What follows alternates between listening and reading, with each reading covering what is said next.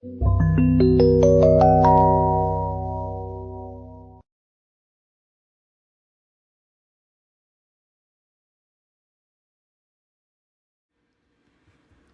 friends, my name is Allison and I'm an expressive arts and play therapist. Today we're going to be exploring the Boredom Box.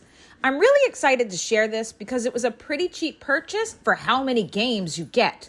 This set has a game for everyone, even if you're not a play therapist. So the first game I want to show you that comes in the Boredom Box is Snakes and Ladders. Now this is a pretty popular board game, especially among little children. It's fairly easy. Many of you probably already know the rules to this game, but I really love the kind of color choices of this. So here you have the board, and you can also use the little pawn pieces that comes in your Boredom Box. So you have quite a lot of colors to choose from. You also have a few die to choose from. So I like to play Snakes and Ladders with 2 just because sometimes Snakes and Ladders can take a really long time to play. So that's why I go ahead and just use 2. Gets the game over just a little bit quicker. But this is all great. They all have a great proportion sized with one another. As you can see, my die fit easily in my hand as well as my little pawn pieces. So this is just a great little activity to play. I like playing the Snakes and Ladders game, especially for frustration tolerance. A lot of times you never know where you're going to land. You might get lucky and land on a ladder and go really high, but it's just as equally upsetting if you land on a snake and have to go down. So being able to deal with that loss or gain is a really great therapeutic treatment goal. Now let's look at the back of our Snakes and Ladders board. Here we have Pochizzy. Now, I'll be honest, I had no idea how to play Pochizzy, and I kind of still don't know. What I find it similar to is the game Sorry. So I kind of explain that to my clients as, hey, this is a board game where we can play Sorry with. Again, you can use the same pawn pieces that you were using with Snakes and Ladders, setting up our area here. You get 4 of each color, make it around the base and try to get home. So that is Pochizzy. Again, these board games are, of course, great for frustration tolerance, seeing if you can handle losing, seeing if you can be a good sport when winning. All of those kinds of things are great for board games. So continuing on with games I have no idea how to play but are included in the Boredom Box, I have what's called 9 Men's Morris. Now, I have never heard of this game before in my life until I got the Boredom Box. Thankfully, the Boredom Box does come with instructions on many of these games, which I will show you towards the end of this video. But I actually find that this to be a pretty fun game. And you're going to hear me say it again, but you're going to use those little pawn pieces that come in different colors for this game. Now back to something I am familiar with. On the back of our King's game, we have Chinese checkers. Now, Chinese checkers does take a lot of pawns, and luckily, Boredom Box supplies. So this is a really great game, hopping over one another to get to the other side. You know, I find that my clients just like to think of it as like a battlefield and trying to conquer the other side's battlefield. It's very interesting, kind of a bit of a unique game, not one of your regular checker games that you would play often. So this can be a great little tool to play as well. Now we're going to a classic game. We have Backgammon. Now, again, this is kind of one of those games that I never really bothered to learn to play until I purchased the Boredom Box. So Just like earlier where you have those pawn pieces for those board games, we have little pieces as well. And actually you'll see these later for other games as well. But these are the pieces you would use. From what I understand is you kind of have sides and you would line up by color. So definitely loved these colors. My box comes with the Christmassy colors. A lot of times the boxes have different color pieces like this. I've seen another one with yellow and purple pieces. So it's always fun to have that kind of variety in color. Letting my clients choose kind of really brings out the interesting part about these games. These aren't just your boring old board games because these have color. And our last board of the Boredom Box, which is on the back of the Backgammon game, is a chess or checkers board. So we do have chess pieces that come with the board. We have black pieces and we have the white pieces. Again, that instruction book really comes in handy with teaching clients how to play chess, but also how to place your pieces. I know I get my king and queen confused all the time. So this is really good for challenging some of those older clients and testing their skills on strategy and problem solving and especially some planning. We also have our pieces that we use for backgammon, those little Christmas looking colors. We have our checker pieces. Again, you know, checkers is a pretty standard board game that almost everyone knows. I would suggest determining rules about your jumps before starting the game.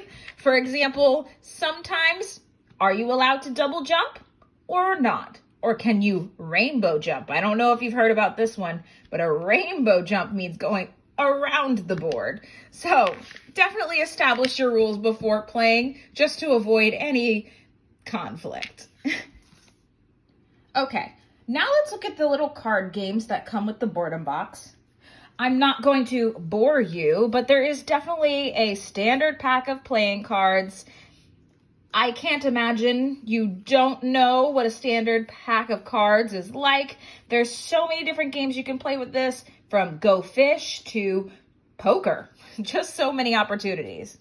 The other card game that comes with the Boredom Box is actually a group of challenge, trivia, puzzles, word games, as well as math kind of games.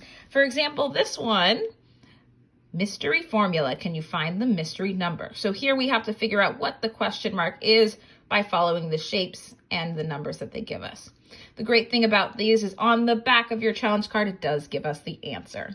So definitely want to hide that before challenging anybody. But these are really great challenges. I do find clients have a preference for whether it's a word challenge or a picture challenge. They're all pretty fun. And it's great to see those problem-solving skills at work. Next up is our matchstick puzzles. So these are our little matchsticks, and for this activity, you actually do need your instruction book because the instruction book actually has the challenges for the matchsticks. So as you can see, there's tons of challenges. Starting, let's see, challenge number 1 actually says, can you make 5 triangles from just 9 matchsticks? So what you would do is you would kind of set your matchsticks up just the way they have in the picture, and then try to figure out the solution. Now, the Boredom Box does not leave you hanging, and towards the back, you can actually find the solution to the answer. These are really fun. I noticed that there are some themes. There could be moving one around, taking one away. I have a client who absolutely loves doing random math puzzles. For example, it will say 3 plus 3 equals 8. Can you fix the equation? So figuring out how to move the matchsticks to make it correct is really fun. Next up is my tanagram puzzles. So mine are in purple, and there's only a few pieces for your tanagram puzzles. I'm not sure why, but I kind of always associate tanagram puzzles with intelligence tests, especially after graduate school when we learned about all the different psychological tests that we could administer. So I love tanagrams, and I honestly do them on my own time. This is another activity in the Boredom Box that you do need your instructions for, because once again, they do explain your challenge, trying to make a shape, And at the back, it will give you the answers for how that shape is correctly made. So this is a really fun thing. The challenges do get more difficult as you go along. My clients don't even pay attention to the difficulty. They just like a certain shape and say, I want to try to make that.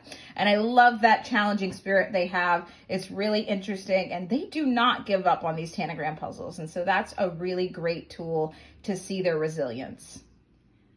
And next, which is very similar to the tanagram puzzles, is what the booklet refers to as pinto puzzles. So for pinto puzzles, what you're actually doing is, again, they give you which pieces you're going to use, and then you have to figure out how to create the shape. Here is your booklet. Once again, it's going to be your best friend. Mine has a bit of wear and tear, as you can see. It tells you what you're going to use to make your picture. And then it is your job to figure out how it's done. At the back, once again, you have your answer. So this is a really cool puzzle, a little different as the pieces are oddly shaped, different from your standard squares and triangles. So this is really fun. I really like making the person with this, and it's just all around really cool, just a bit unique from your standard tanagram. Next up, we have what the book calls Mikado. However, I just like to call them pickup sticks. So these are really great pickup sticks. I don't think I've ever actually had a set of my own pickup sticks. These pickup sets have tons of different colors on them. We have blue, red, and yellow for the most part. And then there's one special stick that has these blue stripes. Most of the other sticks come in 3, 2s, or 1 color on each stick. I like to count my scores by that way, saying, okay, how can you pick this up? This game is so great for impulse control because I can call out my client for accidentally moving another stick.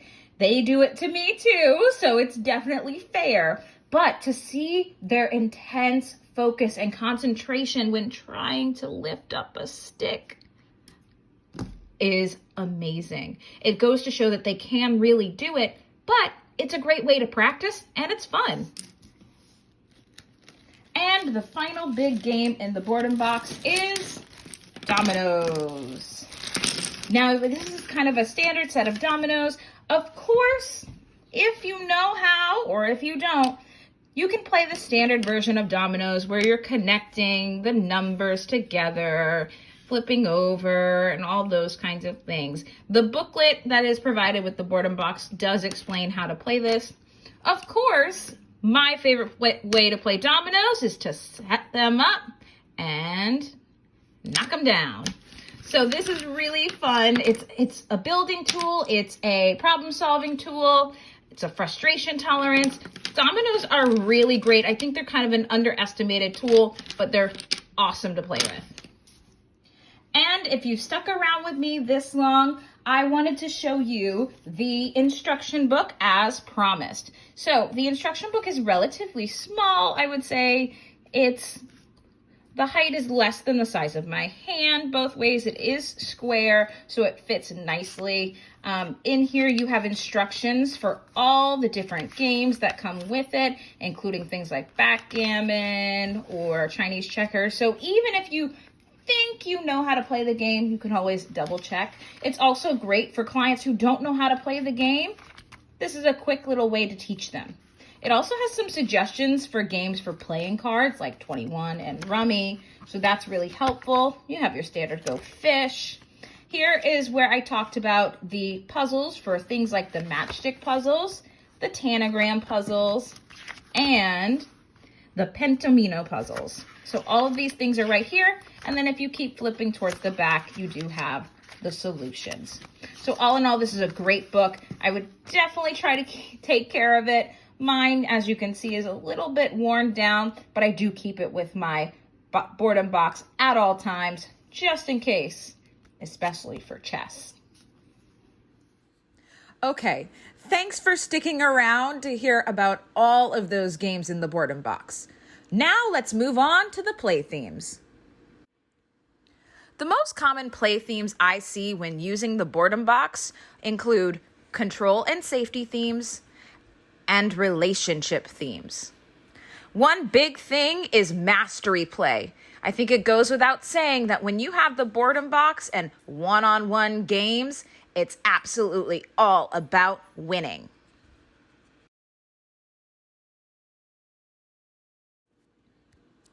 Let's move on to the treatment goals for the Boredom Box. Now, I'll warn you, there are a lot of potential treatment goals when you're using this. The biggest treatment goals that I work on and focus on when using the Boredom Box include problem-solving skills, distress tolerance, and decision-making. Decision-making is a very interesting one with the Boredom Box because, as you saw, there are so many different activities with the Boredom Box that it can be a little overwhelming for the client to choose which one they want to participate in. So again, it's really fun to see them make that decision, and then we move into our other treatment goals like the problem solving and distress tolerance just in case we lose. What is your favorite activity from the Boredom Box? Leave a comment down below.